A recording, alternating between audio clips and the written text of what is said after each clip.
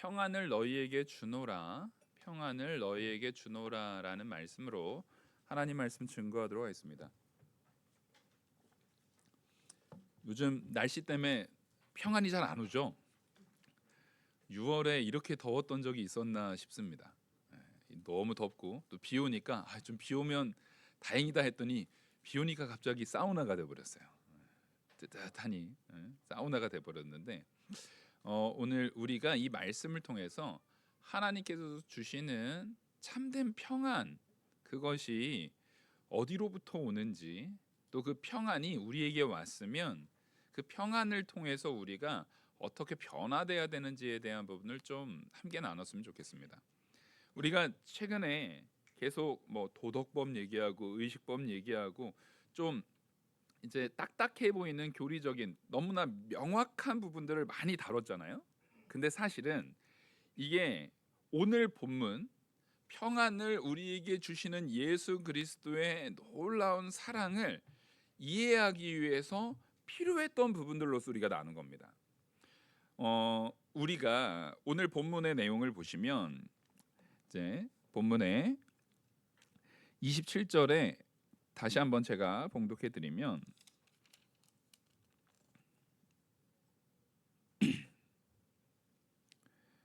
14장 27절 평안을 너희에게 끼치노니 곧 나의 평안을 너희에게 주노라.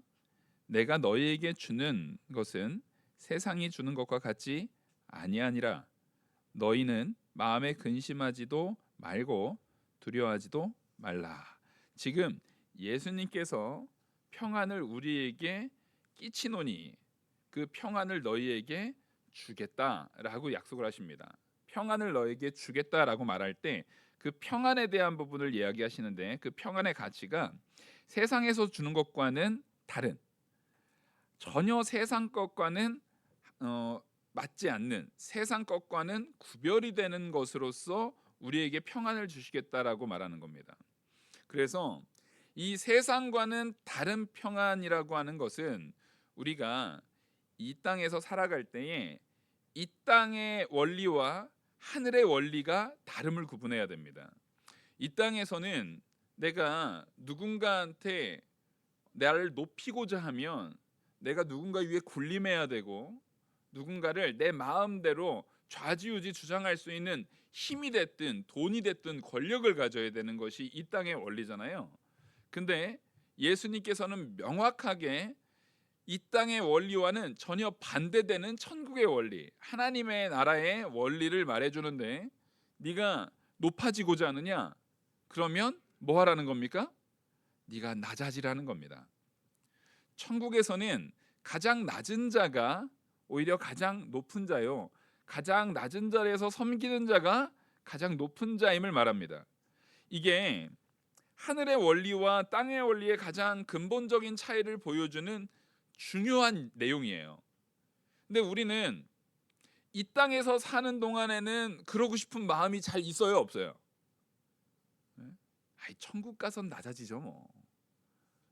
그거는 가서 얘기하는 거고, 가서 생각하고, 이 땅에서는 그래도 돈 가지고 좀 권력 가지고 힘 가지고 내가 좀 더 나은 사람들 앞에서 떵떵거리면서 좀 그래야 되지 않겠어요? 이런 마음을 갖는 거예요. 옛날에 제 세대, 딱 제 어렸을 때 세대만 하더라도 그 제일 바랬던 게 뭐냐면 나중에 크면 그랜저 사야지, 그거였어요. 근데 그때 당시에 그 현대자동차에서 기가 막힌 카피를 한 거예요. 뭐였냐면, 어떻게 친구가 너 어떻게 지내? 라는 말에 그랜저로 대답했다 하면서 띡띡 하면서 이러는 거예요. 아니, 그 광고 카피를 보는데 다른 세대는 잘 모르겠어요. 여자분들은 잘 모르겠는데 적어도 저는, 그리고 저와 비슷한 시대를 살았, 아마 그 광고 카피를 저랑 비슷한 나이 또래 사람이 만든 것 같아요. 너무 공감이 되는 거예요. 너무. 말 그대로 우리 세대의 남자들이, 특히 남자들이, 야 나는 나중에 성공하면은 제일 바랬던 거 하나가, 어렸으니까 자동차 좋은 거, 저희 어렸을 때 자동차 좋은 건 그냥 그랜저였거든요. 근데 그 광고 카피를 딱 보면서 진짜 너무 우리의 마음을 딱 건드린다라고 생각했는데, 그 마음을 자세히 보니까, 내 마음을 자세히 보니까 하늘에 속한 마음이에요, 철저하게 땅에 속한 마음이에요. 너무나도 땅에 속한 마음인 거예요. 너무나도 땅에 속한 마음인 거예요. 와, 그러면 어떻게 지내라는 그 물음에 그랜저로 대답을 했는데, 옆 친구가 페라리로 띡띡하면 어떻게 할 거예요? 에? 그러면 어떻게 되는 거예요? 갑자기 이 세상의 원리로 이거를 기준을 삼으면은 언제나 나는 누군가보다는 열등한 자리에 놓여질 수밖에 없어요. 목사님, 제일 부자가 된 사람은 안 그럴 거 아니에요. 근데 제일 부자가 된 사람은, 정말 부자가 되려면 나이가 젊은 나이에 성공하기는 쉽진 않잖아요. 나이가 일정 부분 들을 거란 말이에요.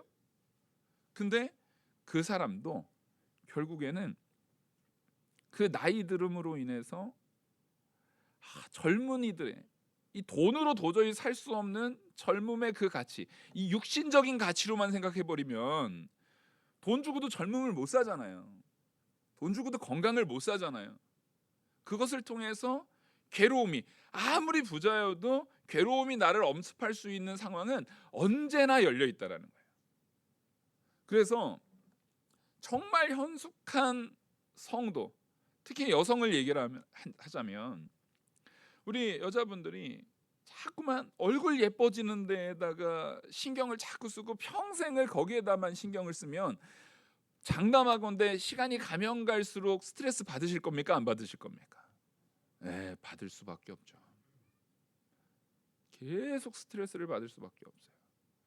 남자들이 아내를 그냥 저 사람은 이쁜 것만 가치고, 이쁜 게 사라지면은 저 여자는 더 이상 가치가 없어라고 생각하면 머지 않았어요. 신혼부부여도 곧 머지않아 그 가치들은 점점 사라지기 시작할 거예요. 평생 아름다운, 이 인간적으로 외모적으로 평생 아름다운 여인, 평생 아름다운 남자는 존재합니까? 존재하지 않아요. 존재하지 않아요.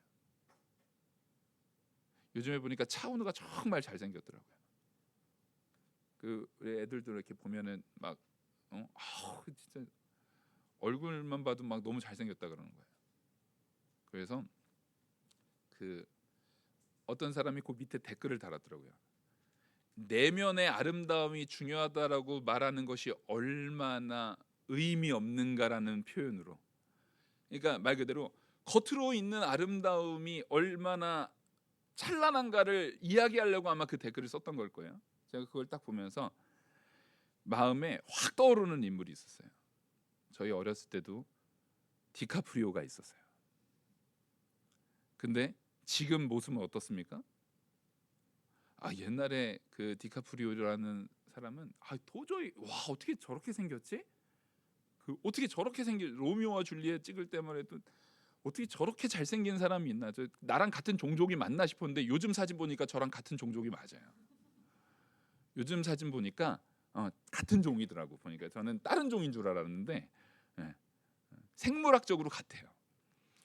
이게 무슨 얘기냐면, 우리는 자꾸만 내가 누리는 그 평안이라는 가치, 내가 돈도 좀 있어야 평안하고, 집도 좀 있어야 평안하고, 차도 좀 좋은 차가 있어야 평안하고, 또 남자는 몸이 좀 좋아야 평안하고, 여자는 외모가 어떻게 돼야, 내가 누리고 있는 것들이 어때야 평안하고에 대한 부분을 자꾸만 다른 사람과 경쟁적으로 무언가를 더 찾으려고 하지만, 따라하겠습니다. 그 모든 것들은 후패한다.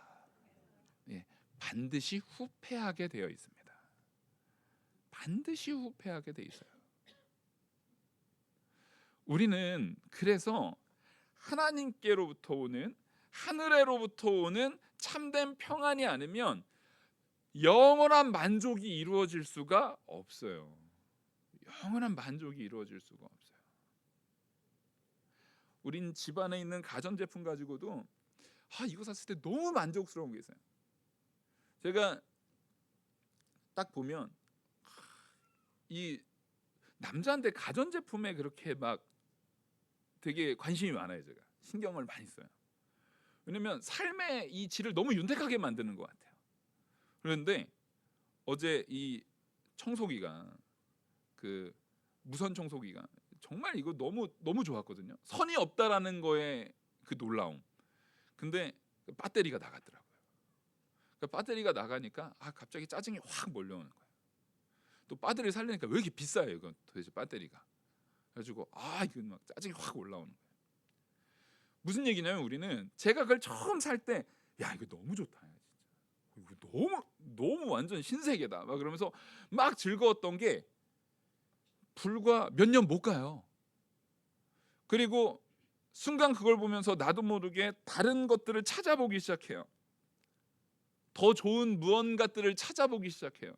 물론 가격 때문에 금방 껐지만. 무슨 얘기예요? 우리는 내가 눈으로 만족할 수 있는 것들에 대한 부분은 생각보다 시간이 짧다라는 거예요. 아무리 나한테 좋은 만족감을 줬던 것도 오랜 시간을 그것이 참된 만족감으로 채워져 나가지 않아요. 절대로 그게 채워져 나가지가 않아요. 근데 놀라운 건 뭐냐면, 이 만족감이 채워져 나가는 그 놀라운 역사가 이루어지는 요소들이 있어요. 이루어지는 요소들이 있는데, 그것들은 뭐냐면 하나님과 관계된 것들이더라고요. 제가 좋아하는 책이 있어요. 제가 좋아하는 그 신학 책들이 있어요. 예를 들어서 저는 이제 존 오웬을 되게 좋아하고, 또 C.S. 루이스를 되게 좋아하고, 요즘에는 그 팀 켈러 목사님 책을 되게 좋아해요.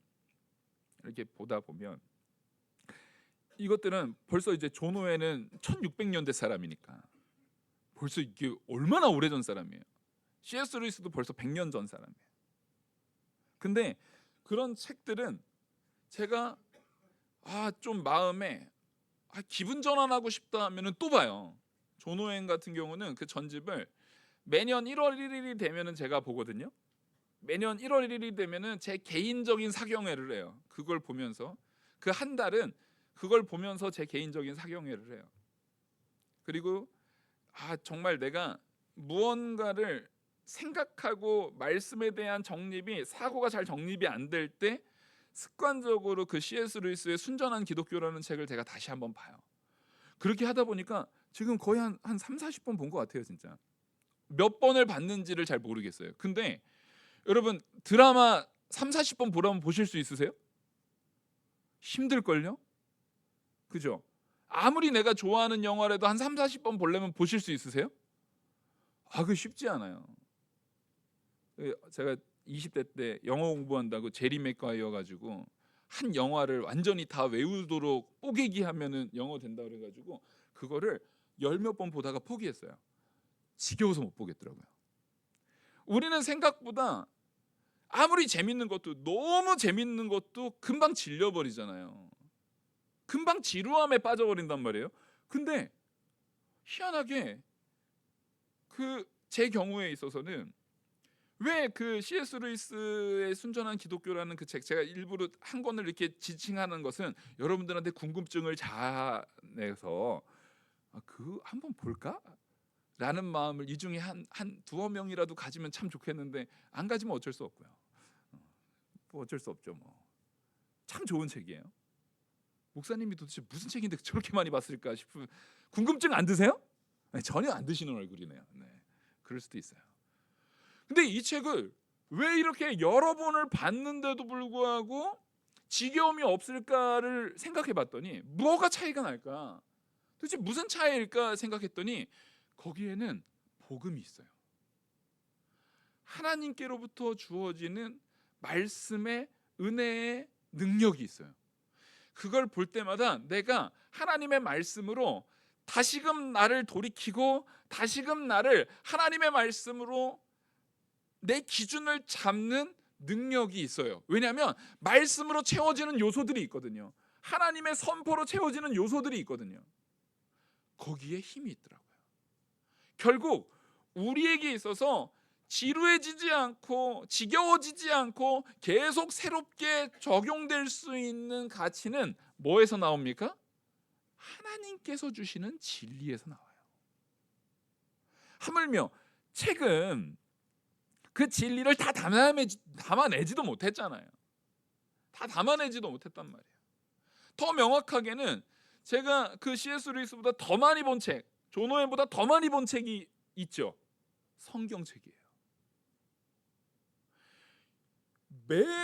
매일 설교 준비하는데 저는 매일 성경책을 여러분들이 생각하는 것보다 꽤 많은 양을 보거든요.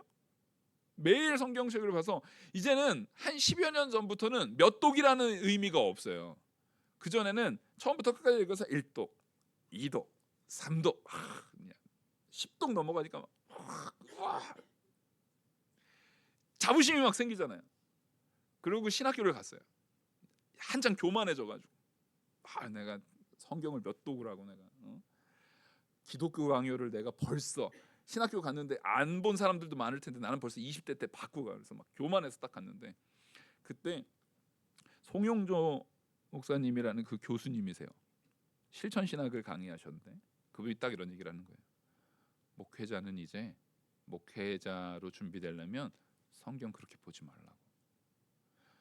뭐 1독, 2독 그거 몇 독 했는지는 이제 중요한 것이 아니라 한 말씀을 봤는데 예를 들어서 로마서 몇 장을 봤는데 그 몇 장에서 하나님께서 주시는 메시지, 말씀을 준비하거나 뭔가 설교를 준비하는 과정 가운데 그 메시지가 나에게 주는 부분을 하나님께서 주시는 은혜 안에 누려질 수 있도록 경우에 따라서는 그 한 장을 100번이 됐든 200번이 됐든 볼 수 있어야 된다고 그러는 거예요.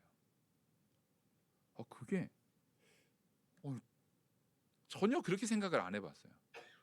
빨리 그 다음 장으로 넘어가야지. 그거 하나에다가 계속 그 생각을 안 했거든요. 근데 그 말씀을 듣고 설교를 준비하려고 하는데 그 이제 실천 신학에서 배웠으니까 그 다음 설교에 그거를 적용하려고 딱 설교를 준비하려고 그때 마침 로마서를 하고 있었거든요. 로마서를 1장부터 8장까지 한번 로마서를 쫙 준비하려고 로마서 1장부터 8장까지 그 목사님이 얘기하셨던 것처럼 일주일 내내 로마서를 이제 딱 8장까지를 봤어요. 전반부를 나누느라고 전체 뒤에 16장까지 안 보고 8장까지를 한 100번을 봤어요. 금방 보더라고요. 생각보다 짧아요, 여러분. 되게 짧아요. 100번을 보는데 주어지는 은혜가 다른 거예요. 그리고 분명히 같은 단어인데 한 단어 한 단어가 나에게 말하고자 나에게 적용되는 그 적용이 그 한 말씀이 나는 정말 이렇게 살았는가? 이 말씀이 정말 그냥 한번 쓱 지나가도 되는 말씀인가라는 것으로 내 안에 막 박히기 시작하는 거예요. 그래서 한 번 더 봤습니다. 100번을 더 봤어요. 그 이후에 했던 로마서의 이 과정이 저로 하여금 신학을 체계화시키는데 가장 좋은 자양분이 됐어요. 무슨 얘기냐면 하나님께로부터 주어지는 이 성경 말씀, 그러니까 정말 내게 있어서 항상 새롭고 평안하고 기쁨으로 채워줄 수 있는 유일한 길은요 하나님께로부터 오는 거라는 거예요. 그래서 지금 평안을 얘기하는데 벌써 38분이 됐는데 목사님 본문은 들어가지도 않은 것 같아요. 막 걱정되잖아요. 오늘 할 것도 많은데. 근데 여러분 잘 생각해 보세요. 우리가 앞에서 도덕법을 배웠어요. 의식법을 배웠어요. 도덕법 하나님의 이 창조 원리를 얘기한 것이고 절대 폐해지지 않는 도덕법이에요. 의식법 물론 의식적 행위는 폐해졌지만 그 의미, 그 가치는 의식법에서 말하는 제사제도라든가 절기라든가 이 모든 것들은 다 예수 그리스도께서 우리의 메시아 되심과 예수 그리스도께서 우리를 위해 죽으시는 그 모든 역사를 다 담아내고 있어요. 그 원리들 결국 하나님의 창조 원리와 예수 그리스도를 통해서 우리를 구원하시겠다는 그 법의 원리 안에서 그 법의 원리 안에서만 우리가 참된 평안을 누린다라는 거예요. 그래서 하나님의 법 아래 살지 않으면 평안을 누릴 수 없어요. 십계명의 도덕법이 나를 주장하지 않으면 우리는 평안을 누릴 수 없어요. 예수 그리스도의 그 예표로서 보여주시는 의식법에서 나타났던 그 참된 가치들, 예수님이 나의 구주다, 예수님이 나를 위해서 십자가에 죽으셨다, 예수님으로 인해서 내가 참된 생명을 얻었다라는 가치가 내 안에 살아 숨쉬지 않으면 우리는 참된 평안을 누릴 수 없다라는 거예요. 예를 들어서 이런 겁니다. 우리가 한국에서 살아요. 한국은 치안이 되게 좋은 나라입니다. 이 치안이 되게 굉장히 좋은 나라 중에 하나 있어요. 그래서 우리는 생각보다 내가 돌아다니면서 지나가다가 사람한테 내가 총 맞아 죽을까 봐 걱정하면서 다니세요? 안 그렇죠? 우리는 마음 편하게 운동하고 다니잖아요. 가끔 범죄들이 일어나지만, 진짜 어쩌다가 정말 이상한 사람들에 의해서 범죄들이 일어나지만 우리 그것 때문에 막 걱정돼가지고 밖에도 못 나가고 그러지 않잖아요. 얼마든지 다니지 않습니까? 얼마든지 다니잖아요. 근데 하다못해 미국만 가도요, LA에 밤 늦게 해져가지고 저녁 8시 넘으면은 저기 전철역 있는데 그런 데 다니면 돼요, 안 돼요? 안 돼요. 그런데 다니면은요, 공중 화장실 이런 데 들어가면 큰일 난대요. 뒤에서 누가 이렇게 탁 등에다가 총을 딱 겨눈대요. 그 사람 얼굴도 쳐다보면 안 돼요. 눈 딱 감고 지가 이렇게 빼줘야 된대요. 얼굴 보면 죽인대요. 근데 이게 제가 지어낸 얘기가 아니라 거기 장로님이 하신 얘기예요. 그 살고 있는, 되게 좋아 보이는데도 불구하고 생각보다 위험한 요소들이 얼마나 많습니까? 왜냐면 그 시간대에 그 치안이 잘 이게 확보가 안 되는 거예요. 법이 제대로 역할을 못 하고 있는 거예요. 우리가 지금 편안한 것은, 한국은 그래도 법이 제대로 역할을 하고 있어요. 치안이라는 면에서는 그래도 법이 제대로 역할을 하고 있어요. 근데 그거 외에 우리가 또 법적으로 불만이 가져지는 많은 요소들이 또 있어요, 없어요? 많은 요소들이 있어요. 신문 보다 보면 도대체 법은 뭐라는 거야, 판사들은 뭐 하는 거야 하는 그런 기사들이 막 잔뜩 있어요. 우리는 여기서 분명히 알 수 있죠. 법이 제대로 작동되면은 평안을 누리는데, 법이 제대로 작동되지 않을 때에는 평안이 깨져버리는 요소들이 많이 있습니까, 없습니까? 있다라는 거예요. 이 세상에도 있어요. 근데 이 세상의 법은 완전한 게 아니잖아요. 이 세상의 법은요, 허점이 많아요. 그래서 희한하게 우리는 정작, 여러분 법 잘 아세요? 뭐 판사나 검사나 막 이렇게 되지 않고 일반적인 삶을 사는 사람들은 우리는 법 잘 모르잖아요. 알려고도 안 하잖아요, 사실은. 법을 막 알아야, 혹시 막 일주일에도 2-3번씩 검찰에 막 왔다 갔다 하시면서 다니시는 분 여기 안 계시죠? 우리는 법을 그렇게 알려고 애를 쓰지 않아요. 근데 법을 누가 잘 알까요? 판사 검사 빼고는 범죄자가 잘 알아요. 그죠? 범죄자들이 잘 알아요. 그리고 사기꾼들이 잘 알죠. 왜요? 법을 피해서 남 사기 쳐먹으려고. 그런단 말이에요. 이 세상 법은요, 그렇게 사기꾼들에 의해서도 얼마든지 실패될 수 있는 연약함들을 가지고 있는 허점을 가지고 있어요. 근데 하나님의 도덕법은 허점이 없습니다. 하나님께서 우리에게 주시는 구원에 의한 생명의 법은 허점이 없습니다. 허점이 없다라는 것은 그것을 통해서 우리에게 주어지는 가치가 진리 안에서 명확하다라는 거예요. 여러분, 이걸 믿어야 오늘 본문에 읽은 내용이요, 우리에게 받아들여지는 거예요. 이걸 믿어야 오늘 하나님께서 우리에게 정말 내게 평안을 주시는 분이 예수님, 곧 하나님이시구나. 그러니까 내가 세상의 가치에서는 평안을 못 누릴 수 있어도 하나님을 통해서, 예수 그리스도의 십자가의 보혈의 은혜를 통해서는 참된 평안을 누릴 수 있구나라는 것이 분명해지는 겁니다. 그러니까 여러분, 우리는 십계명의 그 율법을 우리의 삶 속에서 지키려고 애를 쓰셔야 됩니까, 안 쓰셔야 됩니까? 애를 써야 됩니다. 하나님 사랑과 이웃 사랑을 실천하고 지키려고 애를 써야 돼요. 그래야 우리에게 평안이 주어진다니까요. 예수님께서 주시는 그 평안이라는 것이, 참된 평안이라는 것이 우리에게 주어지는 거예요. 그 참된 평안이 주어지면, 우리 아까 기도 가운데 사도 바울이 복음 전하려고 얼마나 애를 썼어요.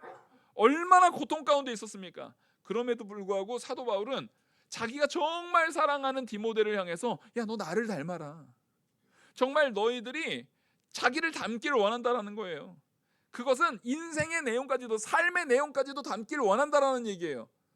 자, 아무리 고통 가운데 있다 할지라도, 강의 위험, 강도의 위험, 막 정갈에 물리고 죽을 뻔하고 사람들한테 매맞고 엄청나게 생명의 위협을 당하는 과정 가운데 복음을 전하고 있어도 하나님이 함께 하시니까 사도 바울은 죽는 순간까지, 순교당하는 순간까지 평안한 거예요. 내 영혼이 평안한 거예요.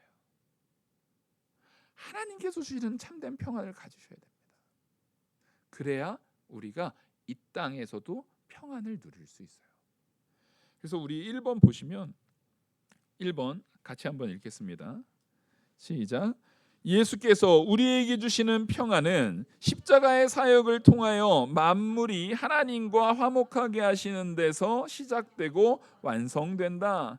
예, 바로 도덕법과 의식법의 그 완성, 하나님께서 계획하셨고 예수 그리스도를 통해서 성취된 그 은혜 안에서 우리에게 주시는 이 평안, 오늘 본문에서 읽었던 하나님께서 너희에게 평안을 주노라, 이 세상에서 주는 것과는 사뭇 다른 평안을 너희에게 주노라 라고 하는 그 은혜가 확증되고 명확하게 세워진다라는 거예요. 그래서 제가 골로새서를 좀 읽어드릴게요. 골로새서 1장 19절 20절, 골로새서 1장 19절 20절입니다. 제가 읽어드리겠습니다.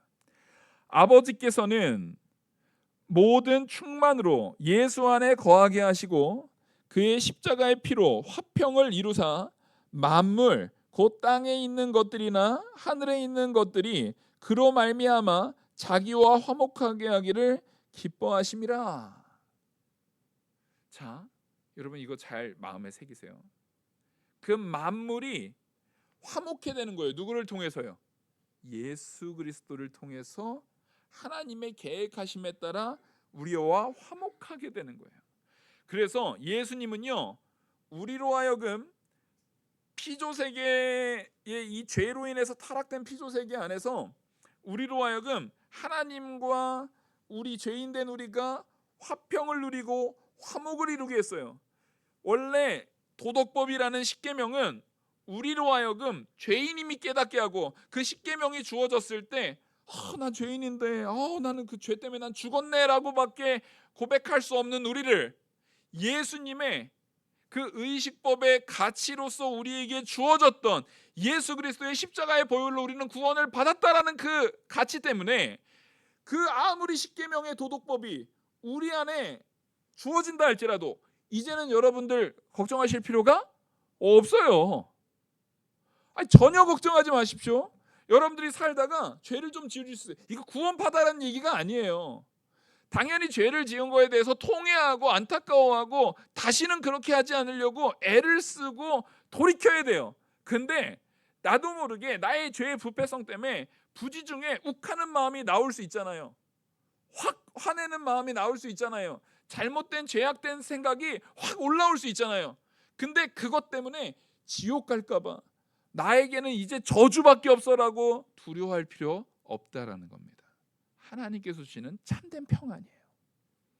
그래서 우리는 그 평안이 우리에게 주어졌음을 알아야 돼요. 그리고 우리에게 주어진 이 평안은 하나님께로부터 오는 거잖아요. 근데 그 하나님이 지금 어디 계세요? 성령 하나님께서 어디 계십니까? 내 안에 있다니까요. 우리 옆 사람한테 아주 사랑의 눈으로 당신 안에 하나님이 계시는군요 이렇게 해주십시오. 이제 저 성가대 보면서 할게요. 당신 안에 하나님이 계시는군요. 예? 그러니까 내 안에 너 있다 이런 거 아니고, 왜 자꾸 자기 안에 너 있고 그런 거 아니에요. 지금 여러분들 안에 지금 누가 계시는 거예요? 하나님이 계신단 말이에요. 근데 그 하나님이 떠난대요, 안 떠난대요? 안 떠나요. 근데 우리의 평안은 누구로부터 주어진다고요? 하나님께로부터 주어지는 평안이잖아요. 그러니까 이 평안을 누가 뺏어갈 수 있어요, 없어요? 없어요. 근데 우리는 상실된 것처럼 살아가요. 우리 2번 한번 읽어보겠습니다. 2번. 자, 2번 같이 읽겠습니다. 시작. 사회적인 관계 속에서 나타나는 평안을 상실시키는 많은 상처들을 가볍게 여기는 곳에 평안은 없다. 자, 우리 예레미야 8장 11절 한번 같이 한번 읽겠습니다. 예레미야 8장 11절. 자, 같이 읽겠습니다. 시작. 그들이 딸 내 백성의 상처를 가볍게 여기면서 말하기를 평강하다 평강하다 하나 평강이 없도다. 아멘. 여러분, 이게 무슨 얘기냐면 이스라엘 백성들이 지금 이사야부터 예레미야까지 선지자들이 이스라엘이 이제 망할 것을 선포를 합니다. 근데 그 망하는 이유 중에 가장 결정적인 이유가 뭐냐면요, 이웃을 돌아보질 않아요. 다른 사람들한테 너무 강압적으로 노예를 만들어버리고 약탈을 해버리고 그 경제적으로 다른 사람을 죽거나 말거나 무관심하고 자기만 잘 먹고 잘 살겠다고 다른 사람을 등쳐먹고 하는 일들이 이스라엘에 너무나 만연한 거예요. 자, 이게 뭐냐면 하나님을 떠난 사람들에게 나타나는 당연한 결과예요. 그러니까 그 나라에 자기는 난 평안해 평안해 평안해, 난 내 돈으로 평안할 거야 평안할 거야 평안할 거야 라고 말하지만 거기에는 진짜 평안이 없어요. 내가 어떤 사람한테 사기를 쳐가지고 저 사람은 집이 쫄딸망했는데 그 사람한테 사기쳐서 나는 부자가 됐어요. 나는 부자가 돼서 그거 가지고 소고기도 사 먹고, 예? 맛있는 것도 사 먹고 여행도 다니고 좋은 것도 막 섬김 받고 막 그렇게 살아요. 근데 그건 가짜 평안이라는 거예요. 이 사람에게 상처 주는 그 순간에 그 상실, 그 상처 자체가, 누군가에게 주는 그 상처 자체가 평안을 상실시킨다라는 것을 우리는 분명히 깨달아야 됩니다. 그래서 우리는요, 제가 질문 2개 했잖아요. 여러분들 이거 일주일 동안 내내 마음속에 이 질문을 던지면서 내가 화가 나려고 하면은 이걸 탁 떠올리셔야 돼요. 우리 첫 번째 질문 같이 한번 읽어볼까요? 시작. 가족의 상처를 나는 가볍게 여기지 않는 성도인가? 자, 보통 가족의 상처를 누가 제일 많이 주냐면 내가 제일 많이 줘요. 그리고 그 가족 중에 밖에서 상처받고 오는 사람들도 있어요. 근데 그것을 내가 무관심할 때 또 한 번 그게 상처가 돼요. 제가 가족을 먼저 한 이유는요, 사실은 이 가족 안에서의 성도의 가치가 온전하게 세워지면은요, 뒤에 사회의 일원으로서 내가 이웃의 상처에 무관심한 자가 아닌가에 대한 부분은 사실상 자연스럽게 해결이 됩니다. 자연스럽게 해결이 돼요. 여러분, 아내의 상처에 대해서, 남편의 상처에 대해서, 자녀들의 상처에 대해서, 부모의 상처에 대해서 우습게 여기지 마세요. 가볍게 여기지 마시고 그냥 넘겨버리시면 안 돼요. 그거를 이제는 우리가 어떻게 되냐면, 그럼 뭐 어떻게 하라고요? 마음의 상처, 그 사람들이 낳은 그 심령의 상처를 제가 뭘 어떻게 해요? 뭘 어떻게 하긴요? 품어줘야죠. 내 안에는 이제 먼저 믿은 내가 그걸 품어야 되는 거예요. 믿음 안에 먼저 세워진 내가 그걸 품어야 되는 거예요. 예수 그리스도를 통해서 우리가 이미 내 안에 계시는 성령의 인도를 따라서 완전한 평안 안에 거한 자라는 것이 확증됐습니까? 안 됐습니까? 확증됐죠? 성령께서 떠나세요? 안 떠나세요? 안 떠난다니까요. 내 안에 이미 평안이 있어요. 그러면 있는 평안을 여러분들은 사용하셔야 되는 거예요. 그거를 쏟아내셔야 되는 거예요. 그래서 우리의 평안이 다른 사람들의 상처를 감싸고, 내 가족의 상처를 감싸고 그것까지 다 어루만져서 덮을 수 있을 만큼 우리가 그것을 써내셔야 되는 거예요. 그 사랑을 이루어내셔야 되는 거예요. 실천해 내셔야 되는 거예요. 남편이 일하고 와서 힘들고, 남편이 막 일하느라고 힘들어서 집에 딱 왔으면 아내가 고생했어, 오늘 하루도 수고 많았어요. 얼마나 힘들었어요. 하면서 말해줘야 돼요. 아내가 많은 어려움들 속에서 지쳐 있을 때 당신 수고가 많지, 당신 고생이 많지. 자녀들에게도 그렇게 막 아유 너 수고했다며 이러면 오글거릴 수 있으니까 화이팅! 뭐 이렇게라도 너 잘하고 있다. 혼낼 때는 혼내더라도 또 잘할 때는 너 진짜 잘했다. 야 잘했는데? 이렇게 칭찬도 해줄 수 있어야 돼요. 그렇게 그 마음을 어루만지는 마음이 있어야 돼요. 근데 왜 어루만지지 못하면 우리 안에 분명히 성령이 나를 평안으로 인도했는데 내가 꽉 막혀 있어 버리는 거예요. 내 스스로가 꽉 막혀가지고 도대체가 다른 사람을 볼 수 없고 난 내 코가 석자인데 내가 힘든데 내가 어려운데 내가 지쳤는데 내가 남 볼 일이 뭐가 있어 하면서 자꾸만 나만 거리는 거예요. 사실은 그 사람은 자기 안에 계시는 성령의 역사를 전혀 보지 못하고 있어요. 그래서 여러분 기도를 많이 하셔야 돼요. 하나님으로부터 참된 위로를 받고 그 위로를 내 가족들에게 전가시키십시오. 그 평안을 그들에게 베푸십시오. 사랑의 말을 베푸시고 사랑의 행위를 보이시고 사랑의 모습으로 드러내셔야 됩니다.